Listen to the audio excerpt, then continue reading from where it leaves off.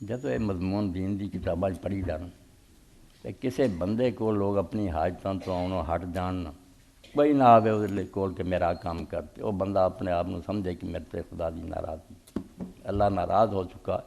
ورنہ بندیاں دا اپنے ہوائے جلی ضرورت نہیں کسے کو آنا ہے خدا دی طرفوں تے بڑی رحمت ہے کنجوس اور بدبخت لوگ جڑے برا مناؤندے بے یار منگی جاندے سوچدے کوئی نہیں بے تیرے کول جڑا خدا نے بھیجا خدا اینوں پلیوں بھی دے سکدا مگر تیرے لیے ایک دروازہ کھولیا کہ تو کچھ کما لا اینوں برا نہ جانو یتیم بچی جہاں نہ باپ ہے نہ ماں ہے اس بیچاری واسطے میں تھوڑے سامنے اپیل کی تھی وہ شادی کا انتظام کرنا اللہ تعالیٰ توفیق دے تے زیادہ سے زیادہ بڑھ چڑھ کے حصہ لا اجر دے اللہ پاک یتیم اور بے کس بچی عزت آبنوں اپنے کر دے میرے توالی سمجھو اجر دا باعث ہوگی اللہ دے رسول علیہ السلام دی بچیاں سمجھو